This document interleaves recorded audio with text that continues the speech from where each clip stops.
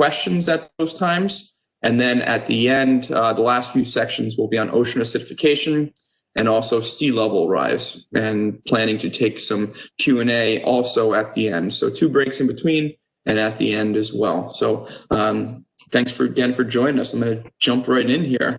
Well, first with a little bit more of an overview. For those who are maybe new to this series or are unfamiliar, as Caitlin represents the Jacques Cousteau Center, they are also part of our New Jersey Agricultural Experiment Station, NJES, through Rutgers Extension. We've been in business, so to speak, business of education and research since the 1880s. We're here to serve the state of New Jersey, the residents, communities, and businesses through research and education. Deeply rooted in commercial agriculture and increasingly environmental natural resources, and I fit in under fisheries and aquaculture. We also have programming for the communities on food, nutrition, and health, home lawn and garden, and youth and community development through our 4-H programs. So we have a variety of research field stations throughout the state and also up on campus in New Brunswick, and also educational programming through Rutgers Cooperative Extension throughout the state of New Jersey. And our Rutgers Extension, we extend the state university out to the communities to bring the wealth of science-based knowledge from our main campus and all of our programs out into the communities to improve the quality of lives and businesses through research-based education. And it's a 2-way street. By extension being a conduit to bring that information out, we're also the eyes and ears for the university out in the communities to help hear what's on the minds of stakeholders and address local current needs, if not previously addressed through research. And as mentioned, I focus in on Monmouth, Ocean, and Atlantic counties, representing marine-related issues for Rutgers Extension. So the talk on our New Jersey's marine fisheries. As you may well be aware, we have very socioeconomically important commercial and recreational marine fisheries in New Jersey that support a lot of the cultural fabric in coastal communities and produce fresh seafood for both New Jersey and that's shipped all around the world.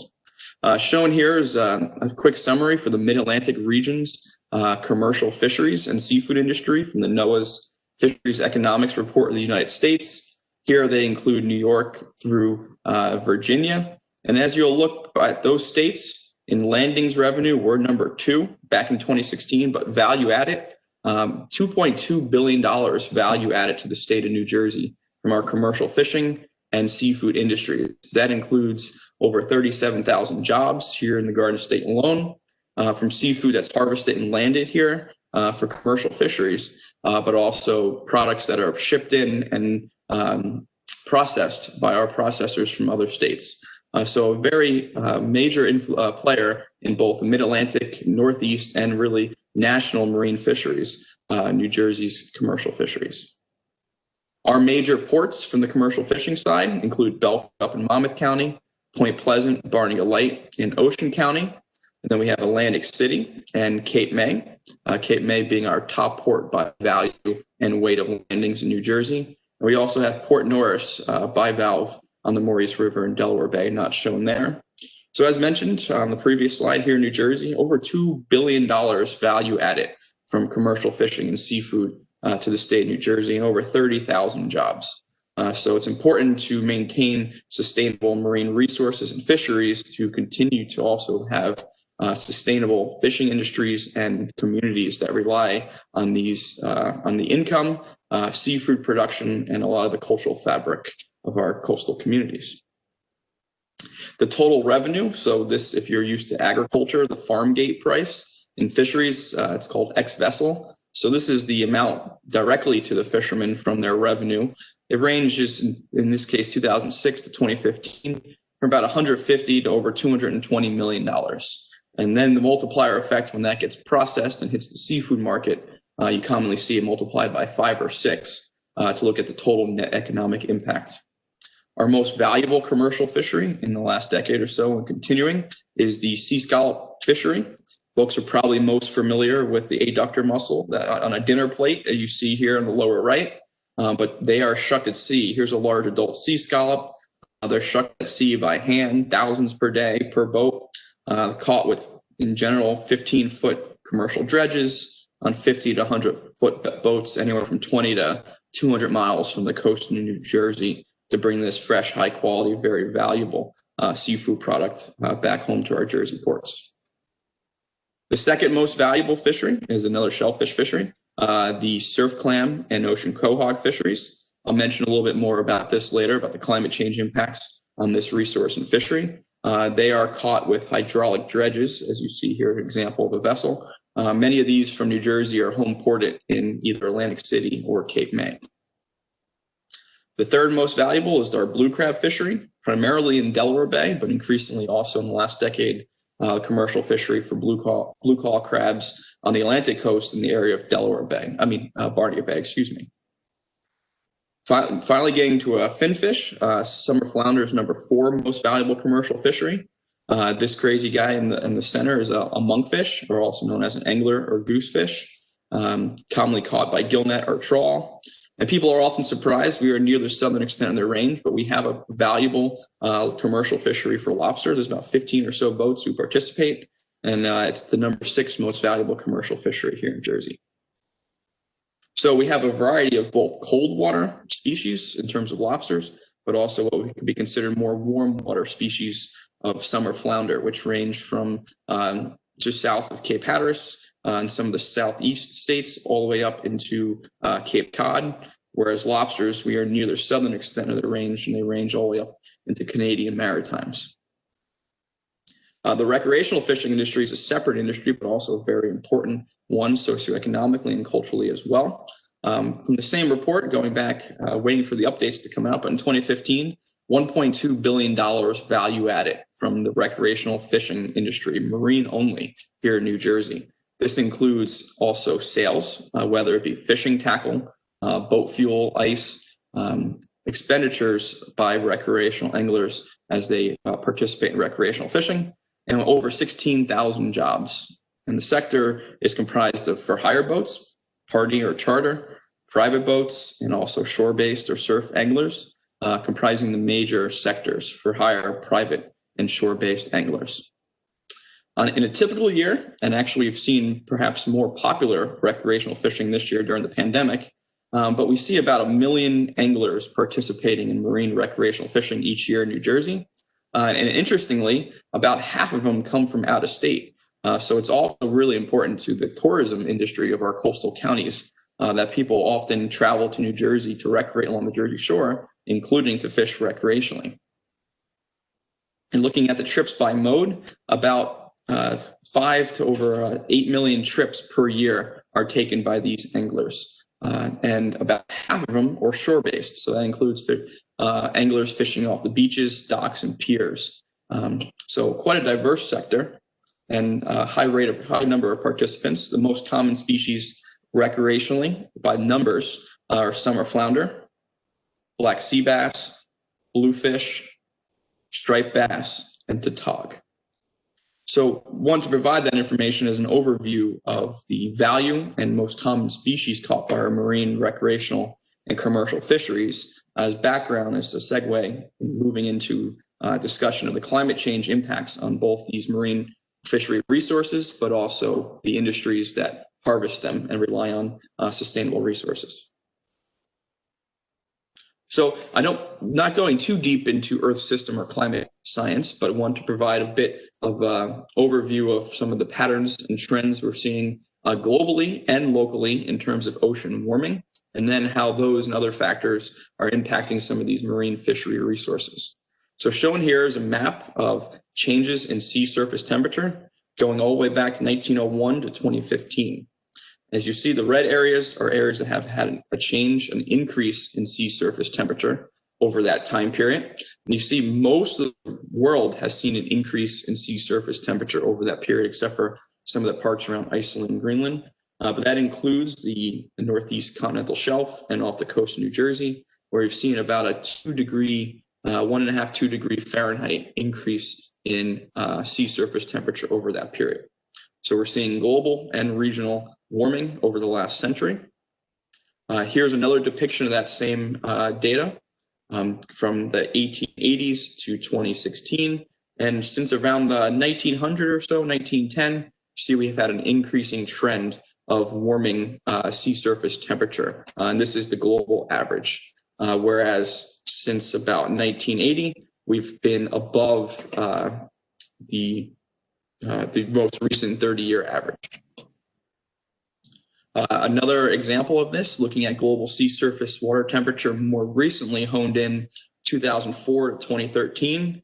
Andy Pershing and his colleagues looked at ocean warming trends and the impacts on cod in particular. But as you'll see here, another shot of the global ocean.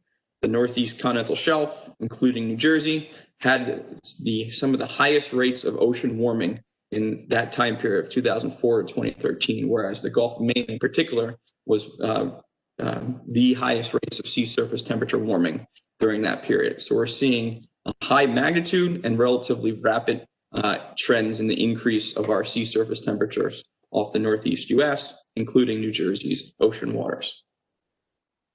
So looking at it globally and regionally, but now closer to home, right down the road from the Jacques Cousteau Center is the Rutgers University Marine Field Station, RUMFS, at the end of Seven Bridges Road. And in their boat basin, they monitor daily water temperature data. And this is from the former director there, Dr. Ken Abel, and their monitoring of water temperature. So looking at the average temperature from the 1970s to current, we'll see since 2000, most years have been above average. Another indication of locally increasing water temperatures. So the signal of warming waters, both globally, regionally, but also locally, right here in the system close to the Jacques Cousteau Center at the Marine Field Station in Tuckerton. Excuse me. So now seeing these changes in ocean conditions, in this case, warming waters, has been an area of great interest amongst fishery scientists, fishermen and managers, and research trying to understand the impacts of ocean warming on marine fisheries production, our fisheries, and the management of our fisheries, both in near term and looking into the future. Shown here are the results from a paper published by Dr. Chris Free and his colleagues. This was work done by Rutgers University fisheries researchers and others from other universities, published in 2019. What they did is they took a global look at the marine fisheries where they had information on the health of the population from stock assessments. They included 235 populations, 124 different species, and looked at how the populations have changed in response to temperature over the period of 1930 to 2010.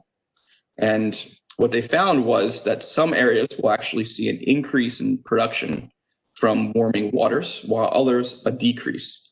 The bubbles in blue are areas where there's actually going to be an increase in the maximum sustainable yield, or an increase in the sustainable amount that could be harvested from fisheries in those regions. The red areas are locations where they're expected to be a decrease in productivity and have a reduction in the amount of fish species that could be harvested and weight thereof. All in all, they found that about 4.1% reduction in global seafood production from these marine fisheries that they looked at over that period of 1930 to 2010.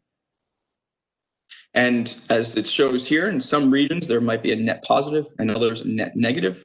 That was also the case when they looked at it by the species level. So we can sometimes think about it as sometimes there'll be climate change winners and climate change losers as the environment changes. Some might be better situated to capitalize on warming waters, while others the opposite.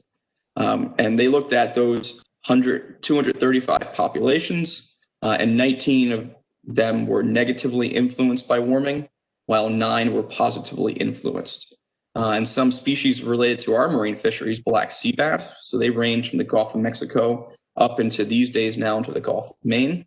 And warming was found to increase their productivity. So if you think of warming off the coast of New Jersey, Massachusetts, we are at the northern extent of their range, instead of range all the way down to the Gulf of Mexico, where it now potentially warming will increase the amount of available habitat and is predicted to lead to an increase in productivity for black sea bass. In contrast, a species like cod, which ranges from around Delaware, New Jersey these days, all the way up to Canadian Maritimes and Russia, we're at the southern extent of their range. So warming off the coast of New Jersey is expected to reduce the amount of available habitat and decrease the productivity of a species like Atlantic cod. In contrast, herring, which is a pelagic species caught by purse seine fisheries and some boats home ported out of Cape May, warming was predicted to and not observed to have a major effect on the productivity of these populations. So there's a great deal of variability and change in the environment, and different species will respond differently depending upon their population dynamics and including where they are in their geographic distribution, as an example. Dr. Malin Pinsky is another fisheries researcher from Rutgers University.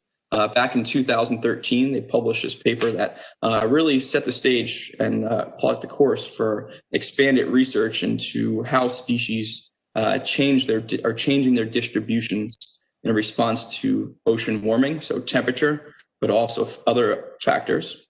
So they used marine resource survey information for 360 different marine taxa from 1968 to 2011, all throughout North America. You can see the different regions here.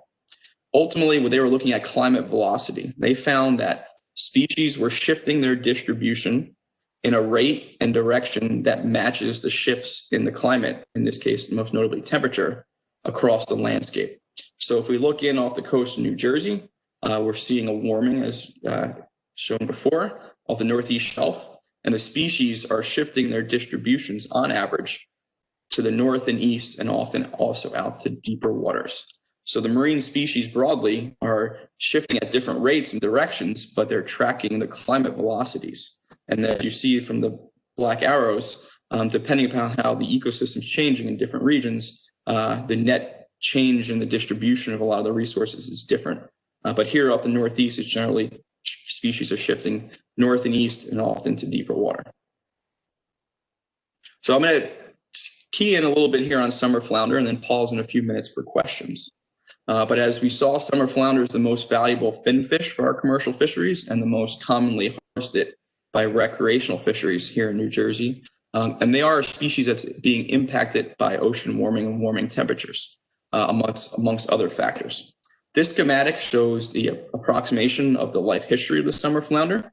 Right around this time of year, mid-September into October, the adult summer flounder will migrate offshore, and they actually spawn or reproduce in these offshore waters in this red envelope, approximately in the months November to January. The fertilized eggs float to the surface, and they're subjected to the currents. And those that are going to have the highest success of survival are generally transported towards the coast. And they hatch in from eggs to larval summer flounder. And those that have even higher survival ultimately end up in our bays, rivers, and estuaries. So they are spawned 80 miles off the coast approximately, and they end up in the estuaries, including right by the Jacques Cousteau Center. And they will spend that first winter, spring of life in the estuaries. And then about 1 year old, they reach about 12 inches. And then the following September, they will follow into this inshore-offshore migration. So from the eggs to the larvae to the adults in this annual cycle, they experience a range of environmental conditions and habitats offshore, inshore waters, and our estuaries. Different points of this life history, they're vulnerable to different stressors, including ocean warming in different locations in different ways. Wanted to first also provide some additional context for the summer flounder population. The stock assessment estimates the biomass of summer flounder from North Carolina to Maine, and they do so from 1982 through 2017 most recently. The blue mountain in the back is a measure of the SSB, the spawning stock biomass. That's a weight in millions of pounds of the number of reproductively capable males and females throughout the Northeast. As you see, the population declined considerably in the early 90s. Fisheries management plan was put into place around 93, 94. Population actually responded quite positively throughout the Northeast and was above the target for biomass. So very healthy population, although we've unfortunately seen a downward trend most recently. I wanted to show this as a bit of a context of the population is still presently higher than it was in the past, although there are concerns in the most recent years. Hence, we've seen for those who are listening, fisheries management measures become more strict in recent years due to this and other difficulties in managing the resource. So I'm going to show here, and it's a couple other examples coming up, is an animation of the distribution of summer flounder, in this case in the fall. So in October, the NOAA Northeast Fisheries Science Center does a trawl survey from North Carolina into Canadian waters, and statistical spatial interpretation of those data are going to be shown in an animation of the distribution of summer flounder. Areas in red are where they caught more, areas in blue are where they caught few or no summer flounder.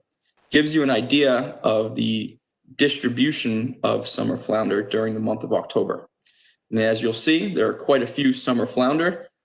Center of distribution was off the Delmarva, high biomass off Delmarva, New Jersey, Long Island. As time advances, you'll see that there's an increase in biomass off southern New England, particularly Connecticut, Rhode Island, Massachusetts, out offshore on Georgia's bank. So summer flounder is an example of a species that shifted their center of distribution further to the north and east and in deeper waters, according to this data set. And this is in response to warming waters, but also some other factors, when and where fishermen are fishing, where fisheries management has mandated or regulated fishing activity to occur. Also, as the population has grown, they are more likely to expand to some of their fringe habitats. And although we might not agree in New Jersey, some of the other states and the resource surveys are showing that there are more adult large summer flounder around now than there were 20 years ago. And as the fish get larger and older, they've been known from tagging to spread further to the north and east. So climate change and warming is a noteworthy influence on this shift in distribution, but there are other fishery and population dynamics at play.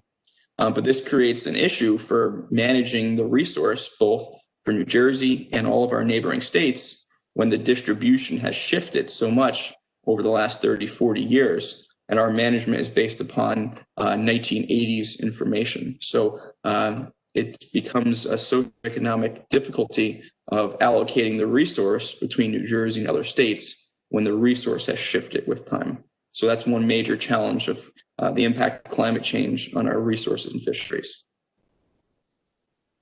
So 2 more slides and then save up your questions. This recent paper, McHenry et al., they looked at the contemporary, so the current habitat suitability for summer flounder. On the right is temperature only. On the left is better to focus in on, includes temperature, salinity, and bottom type. So this is where they predict right now the red areas have greater suitability of habitat for summer flounder. New Jersey is right in the middle, very prime habitat for summer flounder. And you can see what it looks like contemporary. Looking forward 40 to 60 years, we see some shifts, particularly out on the continental edge, and a bit of an expansion of more suitable, increasingly suitable habitat on Georgia's bank and into the Gulf of Maine. So 40 to 60 years from now, there's reason to expect continued shifts in the distribution as the habitat and other factors continue to change as well. With that, I'll pause, and Caitlin, if you can help, I'm happy to take any questions now before I then will continue with some of these topics related to distribution shifts. Sure thing, Doug.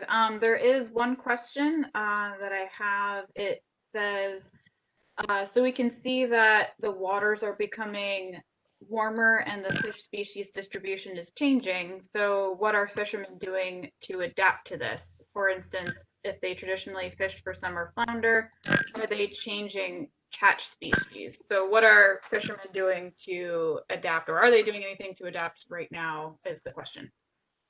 Cool. Thank you for relaying that, Caitlin. And Kathleen, thank you for your question. That's a great one. I have a little bit on fisheries communities coming up, but I did not include today the average latitude position of a commercial summer flounder trawl trip has shifted from approximately off Delaware to around the Hudson Canyon. And that is in response to the shift in the distribution of summer flounder, but also other species, because they are multi-species fisheries. So they're fishing for black sea bass, scup, dogfish, other species concurrently. So it's not necessarily just attributed to summer flounder, but the average location of the fishing activity has also shifted north, just like the resource.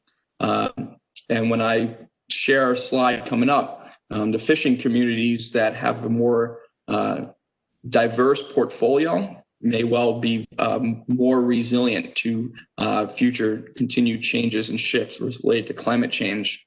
Some of New Jersey's ports that you'll see coming up are actually have a nice diverse portfolio that some will be more resilient and prepared than others. And perhaps increasingly in the fisheries management realm, there might be more options for flexibility. It could be hard to shift between species for commercial fishermen, as an example. A lot of it is based upon history. So if they have not participated in the fishery, it could be hard to get into it.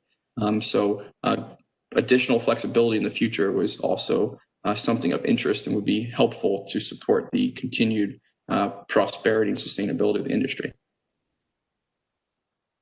All right, great. I don't think you have any other questions. That was the only one for right now. Okay, cool. I'll continue and look forward to the other ones as we progress. So just looked at summer flounder. So summer flounder, as I mentioned, range from the southeast states up into, you just noticed, the southern New England states to Massachusetts. So we are in the northern central part of their range. In contrast, Atlantic cod, we are at the southern extent of their range. So we might expect, and in fact, they have been responding a bit differently to ocean warming and other interacting factors. So the cod off New Jersey are actually genetically related to winter spawning cod that are caught off Rhode Island, Nantucket, and even up in the Gulf of Maine. So they are reproductively connected to cod groups from all the way up there. And looking at the major migratory pathways, our cod off Jersey, so to speak, traditionally they very wise. They would spend the beautiful summers off Nantucket, and they would migrate down to New Jersey for the winters. So that's the historical and what best available information for our cod that we would catch in our recreational and also traditionally very valuable commercial fisheries, even shore-based fisheries that will launch dories to catch cod off Jersey. Those fish would be here seasonally, and many, the majority were believed to migrate up for the summers and come back when as the water is cool. So the same type of animation is going to look at the distribution of cod off the Northeast, this time during the spring. So this is the April survey from the mid-70s to 2015. You'll see early on in the time series and some other flare-ups, so to speak, we had and retained some cod off the coast of New Jersey that used to support once much more prolific and active commercial and recreational fisheries for Atlantic cod. But in this case, related to temperature and other factors such as a northeast-wide decline in biomass, we have seen a shift in distribution largely away from the coast of New Jersey, where no longer really many targeted fisheries, sometimes recreationally, but very low commercial catch and a valued bycatch recreationally, but not much of a targeted. So this is an example where you might say we're expecting cod to be a climate change loser in terms of not responding well to the warming and reduction in the available suitability of available habitat off New Jersey, but also in the Northeast as a whole. And from the same McHenry et al. Paper on the left, it looks at water temperature, salinity, and bottom type of cod throughout the Northeast. And you see currently still the coast of New Jersey is concluded to have suitable habitat for cod, particularly the nearshore waters. But looking into the future, 40 to 60 years, climate change projections increased warming and other shifts in oceanographic conditions. In the future, based upon their work, a major reduction and very little suitable habitat in the mid-Atlantic for cod.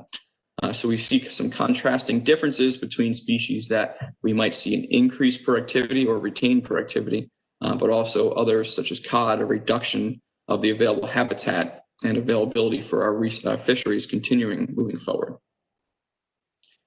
This is the paper I just mentioned, alluded to when I answered Kathleen's question, but Rogers et al. Looked at fishing communities and the shifting habitats of our marine fishery resources and how that's impacting fishing communities throughout the Northeast. So they have projections looking at the year 2040 to 2050 is what they focused in on in their paper.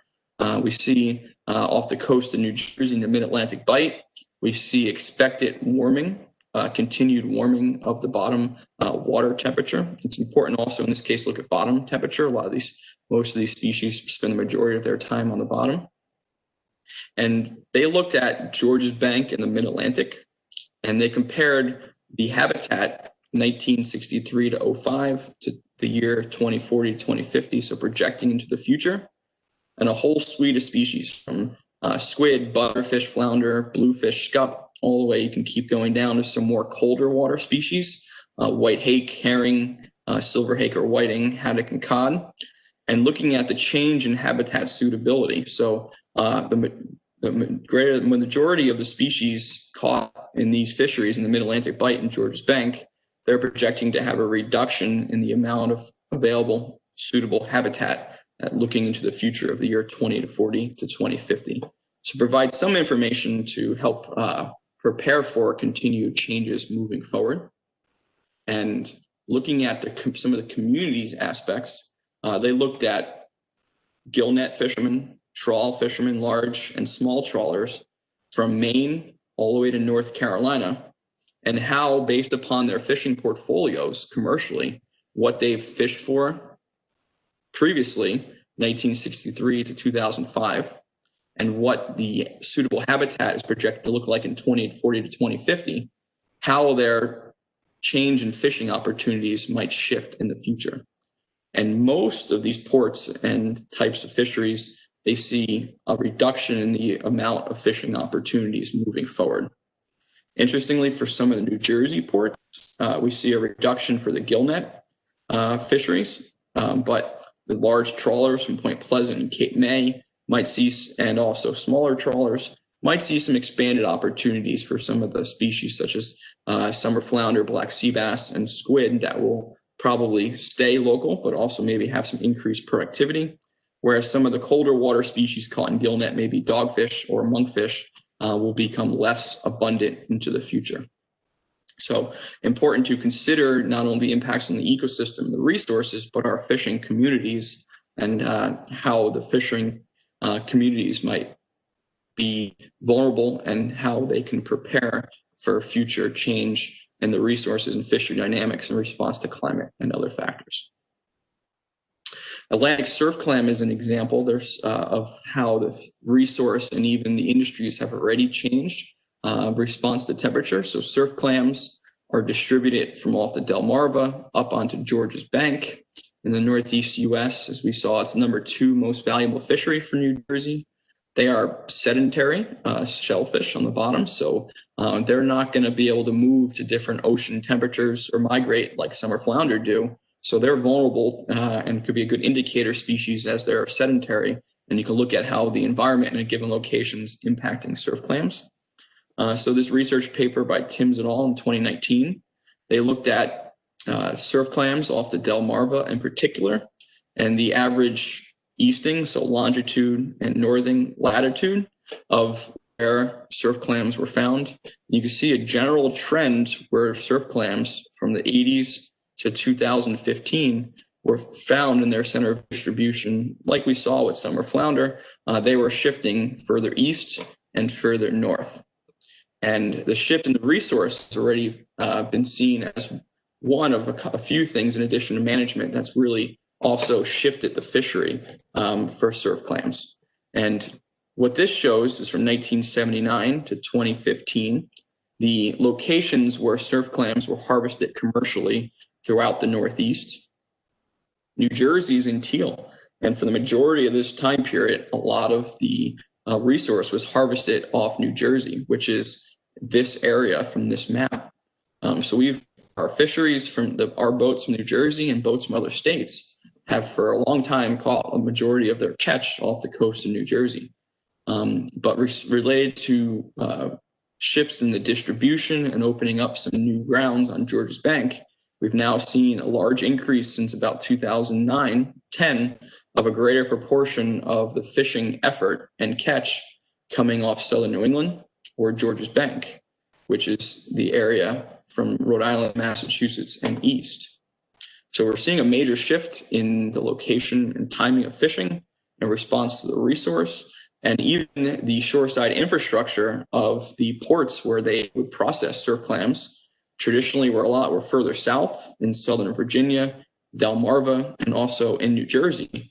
And now the shoreside businesses are also responding, where we're seeing this industry increasingly opening up shoreside infrastructure and processing plants up in Massachusetts and the Northeast states. So this is an example for sedentary species, of how warming and other factors are impacting the resource, the industries, and the coastal communities. A couple other quick animations. Black sea bass is a species of great interest, as we saw, for recreational. Also commercial fisheries trawl and trap here in New Jersey. You'll see a similar pattern in their shift in distribution as we did for summer flounder, where the center of distribution has shifted north and east. We see them early on in the 80s and 90s, very few off the Connecticut to Massachusetts states. We'll see an increase off New Jersey in the 90s, and also maintaining that population through 2015, but also expansion of sea bass off southern New England and even into the Gulf of Maine. This was also reported in the 1950s, another warm period, so not completely unprecedented, but in this more contemporary decades, we've seen noteworthy shifts in the distribution of sea bass. Again, the population has actually expanded in biomass, so you expect them to also occupy some additional habitats in response to a larger population. But this is also correlated to warming waters, where some of these habitats are likely becoming more suitable for black sea bass survival, whether it be at larval stages or also at adult stages. So like summer flounder, where this is managed by federal agencies with state partnerships, it becomes increasingly difficult to manage when the resource is shifting its distribution, managing it cooperatively between the states. So it'll likely continue to be a challenge faced not only by the fish and fishermen, but also the fishery managers. One more animation, red hake, known locally as ling. We can see the shift in distribution. So we're at the southern extent of their range here off New Jersey, had very valuable commercial and recreational fisheries for red hake, 70s, 80s into the 90s. Still, the Port of Belford targets red hake, particularly in the months of March and April, and recreational fishermen target them year-round. But as you can see by the animation, the distribution has shifted, and we've lost a lot of the biomass and productivity here off New Jersey, which is basically the southern extent of their range. So not going to jump into all these, but I keyed in on a few of the species. John Harradall and colleagues back in 2016, they looked at the whole suite of fishery resources off the Northeast and ranked them from low, moderate, high, or very high risk based upon their climate exposure, so where they're distributed, but also their biological sensitivity. Are they resilient to adaptation, to warming, what their life history is like, what kind of predator-prey relationships. So you can get an idea of what species, particularly Atlantic salmon and bay scallops, this is not just Jersey, but all Northeast U.S. from North Carolina to Maine, what species are likely more vulnerable to decreases in productivity from climate change and warming, whereas others that might be more climate change winners. Things related to New Jersey, we've already seen butterfish as an example, winter skate, perhaps bluefish moving forward. So each species is going to respond differently in the context of New Jersey to warming based upon their biological characteristics and also where you are geographically in their overall range. I'll pause there for if there are any other questions related to distribution and productivity shifts before getting into a bit on ocean acidification and sea level rise. No questions, Doug, but there is, oh wait, no, I'm sorry, I think there is a question. The comment first, saying I think it's important for consumers who eat these species to realize that our eating habits will have to change as well. Possibly, if fishermen need to travel so far north to get their catch, they won't be able to go out as often. And then another question, are you seeing that some throwback fish like dog or monkfish are being caught now instead to provide fishermen with a catch?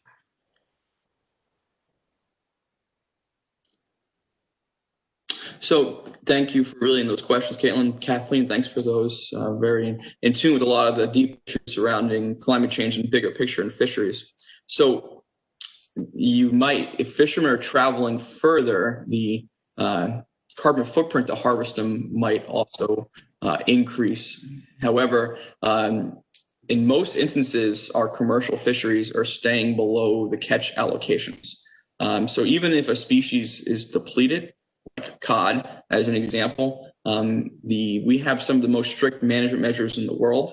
So what is the science has been determining as a sustainable catch level, as long as it's being caught, which it is in most fisheries in the Northeast within those catch limits, the science says it's sustainable. And actually, if it's locally caught in New Jersey or throughout the Northeast, based upon that, even if a population is at a low level, would recommend, being confident that that resource was harvested sustainably. And maybe even when they're in low biomass, it's even more important to support the local fishermen and eat those, consume those fish at a retail market or a restaurant.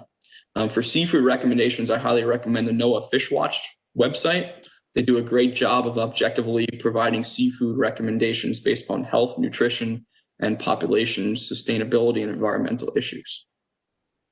The second question, are you seeing some throwback fish or less valuable ones such as dogfish or monkfish being caught now instead? I think the issue there, dogfish, the majority of the quota is not harvested, and that's because there's a market demand issue. 90-something% of what's caught is shipped to European nations for fish and chips, and a lot of the fish are left on the table or out in the ocean, so to speak. So there's a major marketing demand issue there that really drives the fishery dynamics. If we can get more people to eat locally harvested dogfish, I believe we'll see in response an expansion of the amount of effort bringing in that great seafood product. If you haven't had dogfish, try it out. You probably won't really tell much of or any of a difference between dogfish and haddock tacos. And monkfish, similarly, a lot of the market for the livers and the whole fish is Asian countries. And we are seeing the tails are what stay domestically. That drives a lot of that fishery.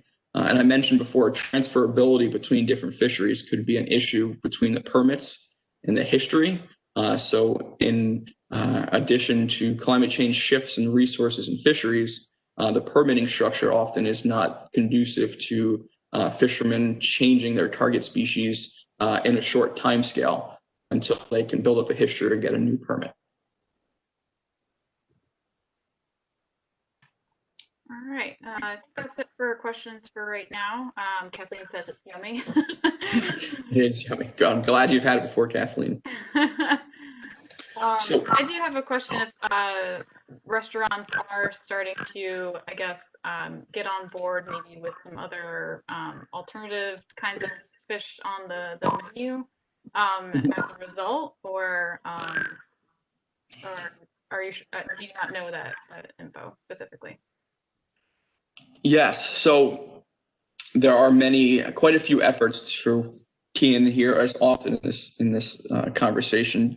Underutilized species dogfish. There have been a variety of projects funded by the NOAA National Marine Fisheries Service throughout the Northeast to try to improve, better understand consumer preferences and marketability of dogfish, including the FDA on perhaps renaming it to help with increasing consumer demand.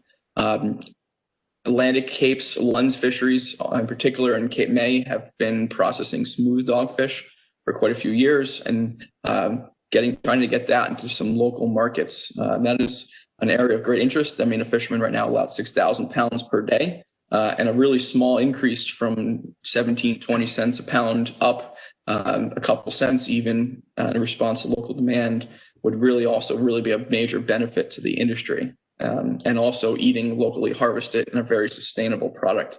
The dogfish population right now is very high. So Yes, I mean, as we have the local movement, terrestrial products, ag products, we are increasingly seeing that with seafood as well, whether it be commercially fisheries harvested or our shellfish aquaculture industry in New Jersey of oysters and hard clams. Gotcha. All right. I don't think there's any other questions that I can see right now, Doug. So go ahead. Cool, thank you. And moving on to the last two topics, also very important, but a bit less of an emphasis here in my talk. I'll be providing a quick overview of ocean acidification and how that's impacting our fishery resources, and touch quickly on sea level rise.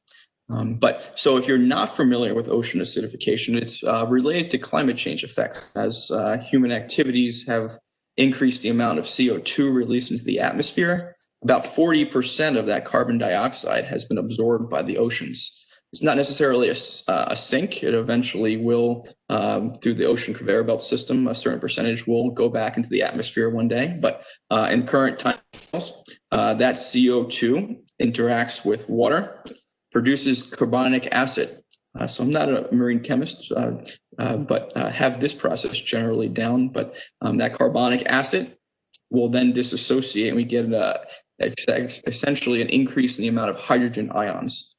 And the pH of water is pH is measured as the concentration of hydrogen ions. So through this process of an uptake of CO2, increased amount of hydrogen ions reduces the pH of seawater.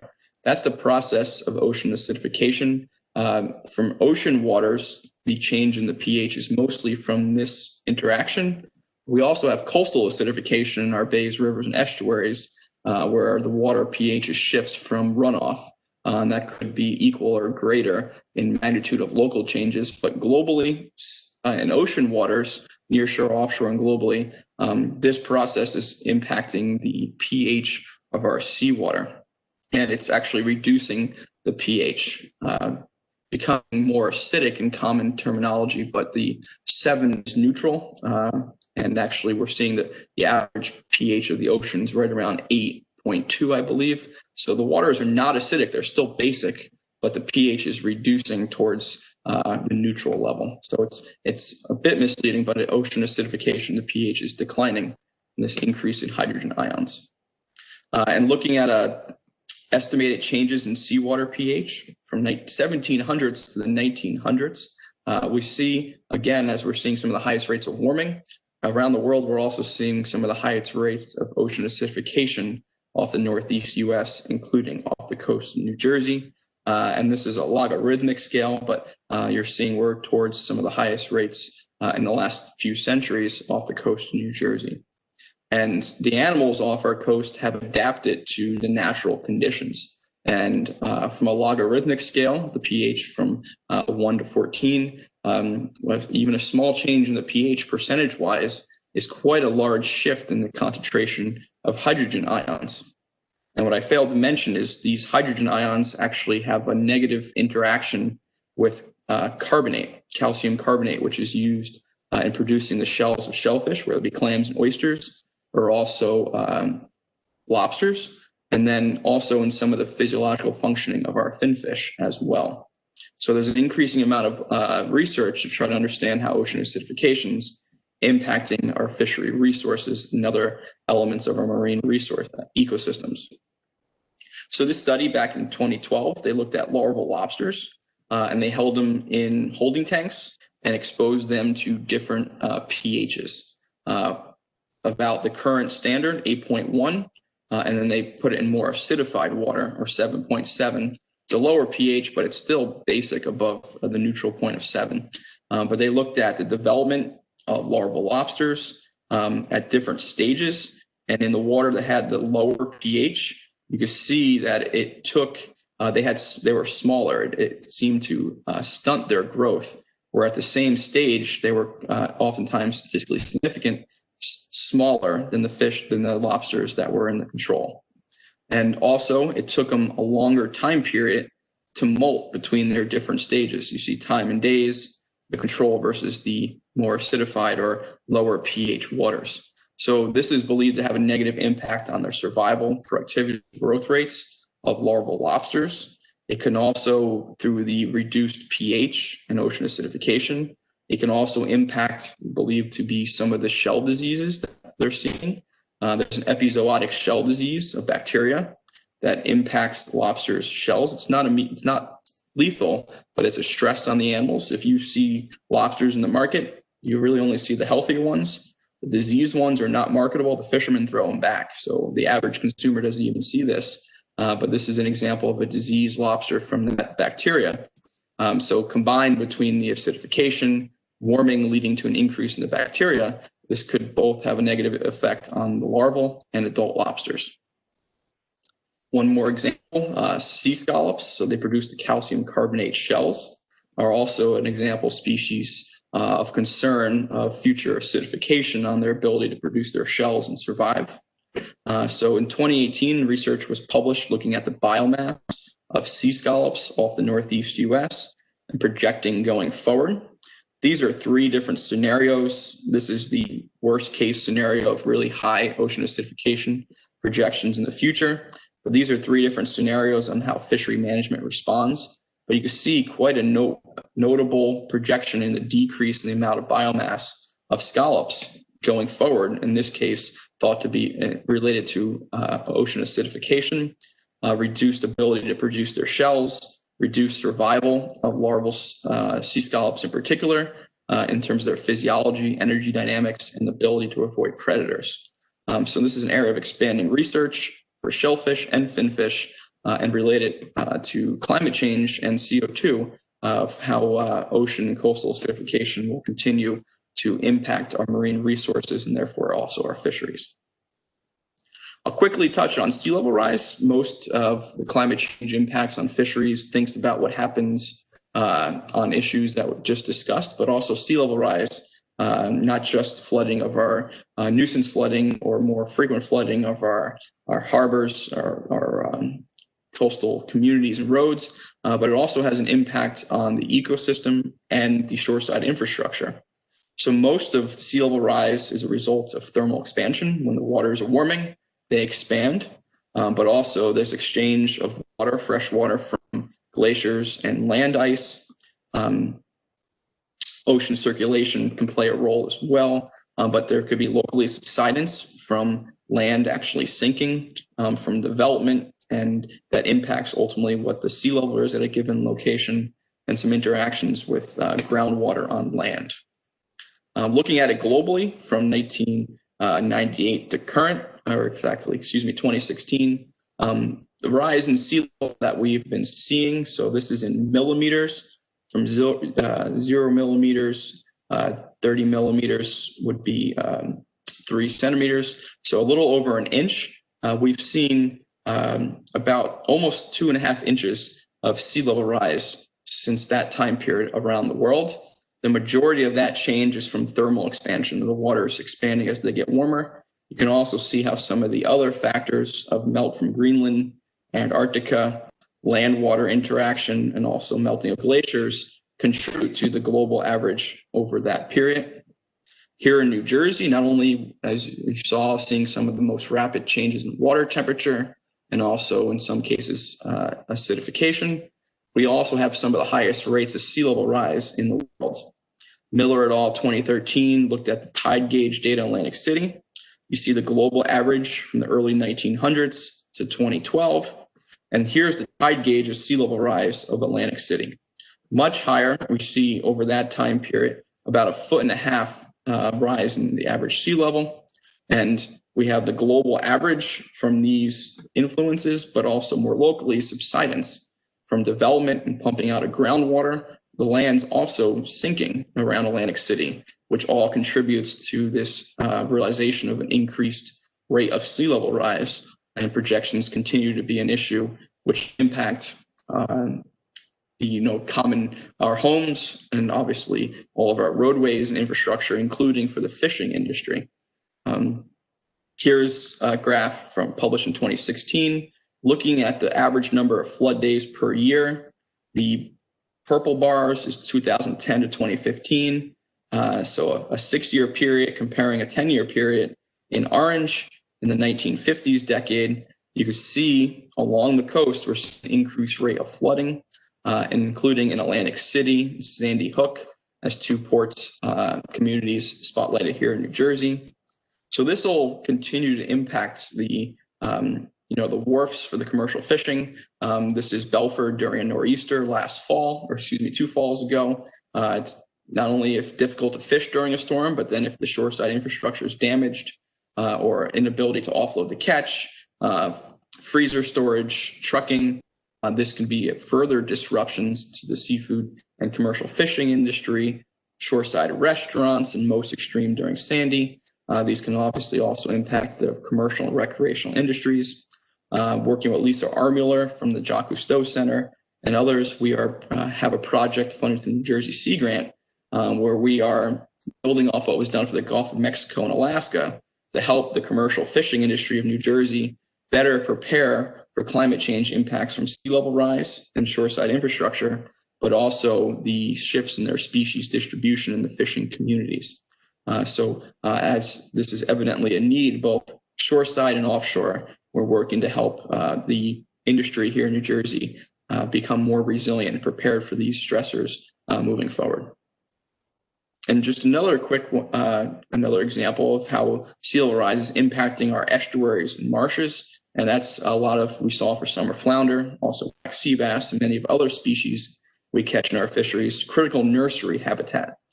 Here's a schematic of the vertical and horizontal wetlands response to sea level rise, just to demonstrate that.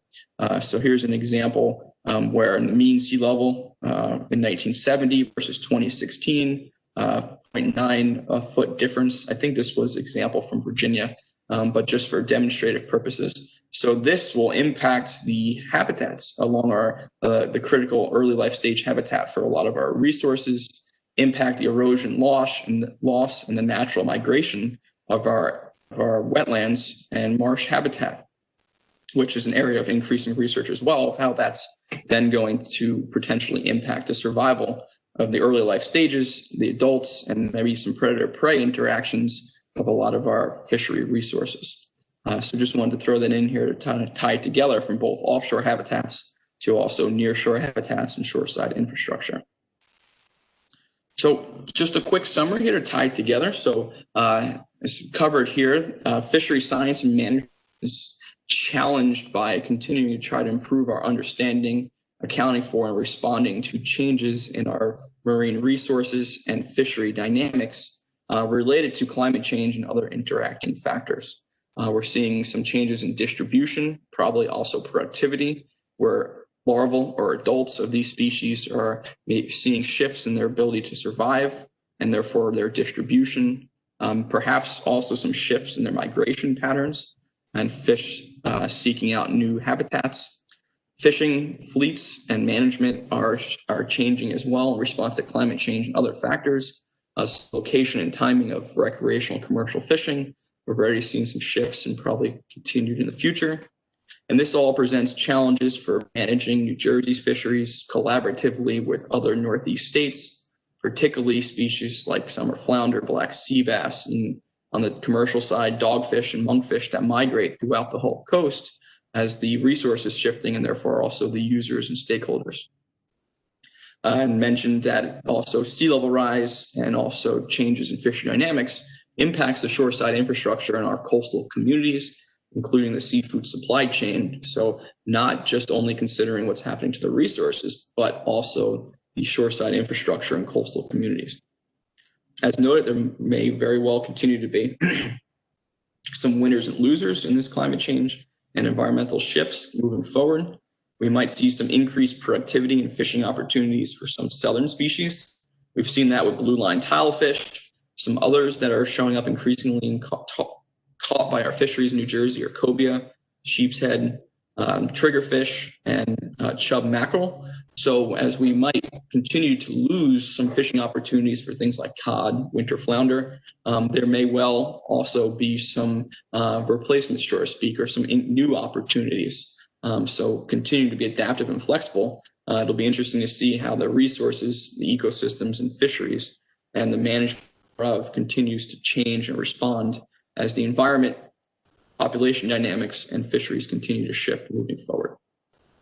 So thanks to all who joined us this afternoon. Appreciate your attention for this last hour. I'm happy to take any questions that remain at this time, but also I'm available anytime. Here's my email address and my office phone number for our extension office. All right. Well, thank you very much, Doug. That was really very informative and really important relative information about what's going on with our fisheries off the coast, and something we have to keep, conducting research and seeing what's going on with our fisheries, and changing as we move forward, and as our climate changes too. So thank you so much. That was very thorough and very informative. No problem. My pleasure. Thank you very much for having me. Appreciate the opportunity, and look forward to hopefully seeing everyone in person soon. And feel free to reach out if you have any questions. All right. Is there any other additional questions before we sign off today? I didn't see any new ones come in, but I'll give people a chance to enter them in the chat if you do have any other thoughts or questions for Doug before we go.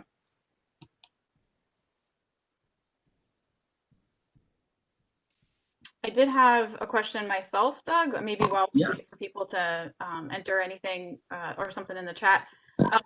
Unrelated to climate change, you mentioned in the beginning, and I apologize if I missed some of this because I did have to step away from my computer for a few minutes, but you were mentioning recreational folks going out a lot during COVID, as fishing is probably a pretty good, safe, social distant activity to do. How much of an increase have you seen in recreational fishing in New Jersey this past summer, or do you not have that info? Good question. I have not seen hard data. Some data might well be already available, like the number of anglers registering for the saltwater registry. Private and shore-based anglers have to register for the saltwater registry. I haven't seen those numbers for this year, so it's hard to say. Some indicators in terms of boat rentals, tackle shops, and tackle sales have definitely spiked. Some of the tackle manufacturers due to demand, but also COVID responses in factories. It's been hard to actually find some fishing tackle this summer, hooks and lines as an example. And the Atlantic States Marine Fisheries Commission manages our recreational fisheries cooperatively between the states from Florida to Maine. They had conversations of trying to maybe alter the management for this year in response to the pandemic. And New Jersey and other states, it's very difficult right now to decipher whether or not what the net change in fishing was. Private and shore-based may well have become much more popular, but the for-hire charter and party might have been disproportionately impacted and actually reduced the amount of effort. So I think a lot still to be seen as we get to 2020 data. I think we'll see some recreational fisheries that have largely increased, while others, particularly maybe the party boats, we've seen a major decline in the amount of fishing. Wow. Okay. Very interesting. All right. We do have another question. How do we as a consumer keep up with the different new fish species available to eat, and then in turn ask for at local fish markets and restaurants? Sorry, I had to jump aside there. My second monitor got disconnected. I want to pull something up to answer. So I appreciate that question. So my top recommendation, as I mentioned before, for seafood guidance is NOAA Fish Watch. I'll put the link in the chat feature. But then also we are working on, led by NJDEP, with the Department of Ag and myself as collaborators. We're working on a seafood, I can't send it actually. I don't know if I have authority in the chat for some reason. Oh, Seafood Watch? Yeah, NOAA Fish Watch. I just put it in the chat actually. But we are also, Kathleen, we are working on a seafood marketing web application with the Department of Ag and DEP to provide a directory of where you can get locally harvested and grown seafood. First with retail markets and then restaurants and wholesalers we're going to move on to next. So between NOAA Fish Watch and that app, you can get great recommendations and suggestions on where to purchase local New Jersey seafood. And that always gets updated depending on what's going on. Yeah, so I don't know what the time scale is exactly for NOAA Fish Watch that they updated it on, but like stock assessments are done every 2 to 5 years, so you get an update on the perception of the health of the resources. They hopefully will do that when they get a major update. But there are other recommendations out there. What I like, as I mentioned before, even if a population is at a low level, you can be quite confident that it's still being harvested within the best available science in the U.S. And arguably, even if the population is depleted, with that sense of confidence might be even a better opportunity to support your local fishermen and purchase that seafood at those times with that confidence that's still being done sustainably. Some other seafood recommendation websites that you might see out there don't consider that. They focus mostly on the biomass, but not also the responsible, sustainable management that is going on. Gotcha. I reshared it because I think you sent it to me privately, so I have it on the chat for everybody to go to fishwatch.gov. And then see if I can get in just a minute here, I should also be able to get the seafood app website in a second. Okay. Yep, I got it here. I just put that in the chat. Oh, that's a huge link. Sorry. Oh, wait, I think you sent it to me privately again. Hold on, let me redo. Hold on, I'm giving you a shorter one. Oh, okay. Sorry, trying to be quick and efficient here. That's fine. All right, anything else? Any other questions for Doug? And again, you can always email. Are you guys, I would say, or I would think email is probably best right now since the office accessibility is probably pretty limited. I'm in there periodically. We have a full county staff. The Rutgers staff, we're kind of rotating, working from home and in. So email is probably best, but phone's not a bad option either. And I'm happy to answer any additional questions related to this or anything really marine resource related, fisheries and climate change, anything. Happy to hear what's on people's minds. We're here to serve with education. And on that front, actually, Caitlin, if you can remember the teaching evaluation, that'd be very helpful. Yep, absolutely. I'll pop that in right now.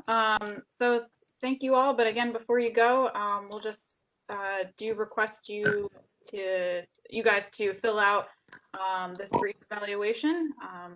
Let us know what you thought. And thanks again, Doug, for everything. That was a great presentation, and also excited about the grant with Lisa that you guys have. That's really, I know that's going to be some great work. Yeah, I'm looking forward to that as well. Tying together what's happening out on the ocean and shore side to help support the commercial fishing industry to become more adaptive and resilient to these stressors. So hopefully it'll be impactful. And thank you very much for having me. And thank you for everyone for listening. And if you can take 30 seconds to a few minutes to fill out that teaching evaluation, that's very helpful. So I can consider your feedback in improving this talk in future, but also guiding future programs. Great. And I think we can sign out as long as if you clicked on it, it'll take you to a separate page or pop-up window, and then you can fill out the evaluation from there. So we'll close out. Thank you again, everybody.